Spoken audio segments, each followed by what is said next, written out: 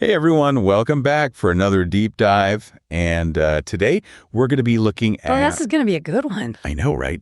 Elon Musk and Donald Trump. What a pair, right? I mean, talk about an unlikely duo. Yeah, you got the tech guy and the... And the former president. Exactly. And we're going to be trying to figure out how these two, how they interact. Yeah, what their relationship is like. Exactly. And how that impacts all kinds of things like technology and the political landscape. Yeah, so we've got some excerpts from different articles. Some really interesting stuff in here. Yeah, some analysis of their interactions. And some juicy details, let me tell you. So the big question we're going to be asking is, how does this unusual pairing impact the world? Yeah. How does it affect technology, politics, and just the whole power dynamic? Exactly, because you wouldn't think that these two would... Yeah, you would think that they would be at odds or something, but... Yeah, you'd think Trump would be the one running the show with his... Yeah, with his personality. Exactly, but that's not what we see. Oh, really? So tell me what's going on here.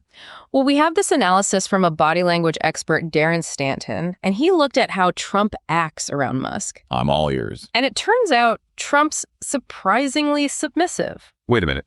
Donald Trump, Mr. Alpha Male Submissive? You're kidding me? Nope. Totally different when he's with Musk. Wow, I got to hear more about this. So what did Stanton see? Well, he points to a SpaceX rocket launch. Okay. Trump and Musk were both there, and Trump looked uncomfortable, like really uneasy, almost frozen in place. So unlike him? Stanton even said he looked like a mannequin and that he seemed out of his depth. So not his usual confident self? Not at all, but I do have to say, interpreting body language can be a little... Yeah, it's not an exact science, is it? Exactly. There was a study this year on nonverbal communication, and it said that most gestures don't have like a single definitive meaning. Yeah, they can be interpreted in different ways. Right. But even with that in mind, Stanton's analysis, along with what some people in Trump's inner circle are saying. Oh, I love a good inside scoop. So what are they saying? They're saying that Musk acts like a co-president around Trump. Like he's trying to pull strings. Like he's got some leverage. I mean, could that have anything to do with the fact that Musk reportedly put like $200 million into Trump's campaign? It's possible, right? Maybe he's trying to call in a favor. Some people think that Musk's trying to make Trump feel indebted to him. So maybe that explains Trump's awkward body language. It could be a sign that he does feel like he owes Musk something. Wow, this is getting interesting. And this isn't just about their personal dynamic. This affects Musk's businesses, too. Oh, right. Like what? One area where this could have a big impact is self-driving cars. Oh, yeah. Musk's cybercab project. Exactly. That's the one. So how does Trump play into that? Well, one source suggests that the incoming Trump administration is going to be pushing for relaxed regulations on self-driving vehicles. So that would be a good thing for Musk. Huge win for him and for Tesla. But is that actually happening, or is this just speculation? Well, Tesla's stock went up over 5% after this news came out. So people are taking it seriously. Yeah, investors think these changes could be a game changer. So what exactly is this cybercab? Is it like a fancy Uber? Think bigger than that. Musk wants to dominate the whole robo-taxi market. Wow, so he's going up against companies like Waymo. Head to head, and he's already unveiled a cybercab prototype. Really? And get this, it doesn't even have a steering wheel. No steering wheel. That's a bold move, especially when you consider that companies like Waymo are still putting traditional controls in their self-driving cars. Yeah, it's a risky strategy, but it's Musk. So it sounds like things are going pretty smoothly for him. Well, not so fast. Oh, there are roadblocks. What could possibly slow down Elon Musk? Well, even if the Trump administration eases up on regulations, there are still going to be hurdles. Oh, so he can't just snap his fingers and make it happen? Nope. Big changes to regulations usually need bipartisan support in Congress. Which is not always easy to get. Not even with Musk's connections. So even being buddies with the former president might not be enough. And there's another big problem we haven't even talked about. Safety. Oh, right. Tesla's self-driving technology has been involved in a lot of accidents. And there are federal investigations going on. Yeah, that's a major concern. You can't just ignore that. Especially with driverless cars. And what about the current laws? How many self-driving vehicles are even allowed on the road right now? Well, right now, the National Highway Traffic Safety Administration has a limit of 2,500. 2,500? That's not a lot. And there's a bill in Congress to increase that number, but it's stalled. So even if Trump loosens things up, Musk could still be stuck with that 2,500 limit. Exactly. It would be really hard to launch a whole fleet of robo-taxis with that kind of restriction. Wow. So we have a lot of factors at play here. We've got Musk's influence, Trump's weird behavior. Possible regulatory changes and serious safety concerns. This is complicated stuff. Yeah, how do we even begin to make sense of it all? Well, I think we need to step back and look at the bigger picture. Okay, sounds like a plan. Let's do it. It really makes you think, how the public sees this whole Musk-Trump thing. Yeah, it's like, Musk, this tech genius, SpaceX, Tesla, now the cybercab. He's always pushing the boundaries like he's living in the future already. Yeah, and then you have Trump, the former president, who's always like shaking things up. Known for his unique style, shall we say. Yeah, for sure. Yeah. So how do these two completely different figures end up in this like weird dynamic? Just a lead scratcher, right? Like, what's the power balance here? Yeah, it's like this high stakes game, but we don't know the rules. Exactly. And the big question is, what are the long-term consequences of this relationship? How is it going to affect innovation?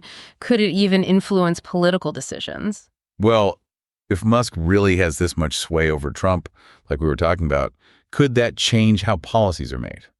Like for transportation and tech? Absolutely. It's not just about specific policies, though. It's about setting a precedent. Like, if this kind of behind-the-scenes influence becomes normal, Oh, yeah, that's not good. it could make people lose trust in the government, and it raises some serious ethical questions. Yeah, the lack of transparency is definitely a red flag. So we've got this potential power imbalance, ethical concerns, and tons of unanswered questions. How do we even start to figure this out? Well, first we have to admit how complicated this is. We can't just say, oh, it's just two powerful guys being weird. Right, there's more to it than that. We need to think about the bigger picture, the impact on democracy, the future of technology, and the risks involved. So we're looking beyond the personalities and the drama. Right. As we dig deeper, we need to think critically, what kind of future do we want? Do we want innovation driven by shady deals and connections? Mm-hmm. Or do we want transparency and ethics? That's a big question. The decisions made today by people like Musk and Trump, they could have consequences for years to come. Decades even so. It's crucial to stay informed, ask the tough questions, and hold those in power accountable. But it would be a mistake to just focus on Musk and Trump. Right, they're not the only ones involved. We need to look at the bigger picture, the whole landscape. So to understand this relationship, we need to consider the regulatory bodies, other companies, and how the public feels about all of this. Exactly. It's like zooming out to see the whole ecosystem. I like that analogy. For instance, how will agencies like the National Highway Traffic Safety Administration handle this push to deregulate self-driving cars? Will they put safety first, or will they give in to political pressure? And what about companies like Waymo who are already in the self-driving game? What happens if the rules are changed just for Tesla? Can they even compete fairly? That's the million-dollar question, right? And then there's the public. Will people be okay with Musk's vision of a driverless future, even with all the safety issues Tesla's had? Or will they demand stricter rules and more oversight? It seems like everything's connected like a giant web. You got it. And as we untangle this web and look at it from different angles, we'll start to see how this Musk-Trump thing might change transportation technology and our lives. Man, this is getting really interesting, the way I'm ready to dive deeper. Yeah. So we've talked about this Musk-Trump thing being like this tangled mess of power and ambition and tech. But what about the historical context? Like, have we ever seen anything like this before? You know, it is interesting because in a way, this reminds me of other times when powerful people had a big influence on technology and the rules surrounding it. Really? Like when? Well, think about the railroad tycoons back in the 1800s or those oil barons in the early 1900s. They had a ton of political power, and they used it to shape whole industries to make themselves even richer. So you're saying this Musk-Trump dynamic isn't totally new? Right. It's not like it's never happened before, but what's different now is how fast technology is changing and how big these companies are, like Tesla. It's global, so their decisions have a much bigger impact. Yeah, that makes sense. So if history can teach us anything, what can we learn from the past about dealing with these kinds of power dynamics? One big lesson is the importance of checks and balances, like having strong regulations, independent oversight, and a media that keeps an eye on things to prevent people from abusing their power and to make sure that technology actually helps society, not just a few rich guys. Right. So it's about making sure that we don't sacrifice ethics and safety just for the sake of progress. Exactly. And another thing history teaches us is the importance of public engagement. People need to be informed and involved and speak up about how these technologies could affect their lives. Yeah. We can't just sit back and watch it all happen. We need to be part of the conversation. And that brings us back to the main question of this deep dive. What does this relationship between Musk and Trump tell us about the future of innovation and political power? I guess it shows how much the lines are blurring between tech, business, and politics. Yeah, for sure. And it shows that we really need more transparency, accountability, and ethical thinking when it comes to powerful technologies. So if you had to leave our listeners with one key takeaway, what would it be? I'd say the future isn't set in stone. It depends on the choices we make today as individuals, as a society, and as a global community. We can shape how innovation happens, but we have to be informed, engaged, and willing to hold those in power accountable. It's like a call to action. Yeah. Right. Don't just sit there, be part of the conversation, ask questions, and demand a future that benefits everyone, not just the people at the top. Well said. The future's in our hands. And that's a good place to leave it. Thanks for joining us for this deep dive into the world of Musk and Trump. And until next time, keep thinking critically and keep exploring.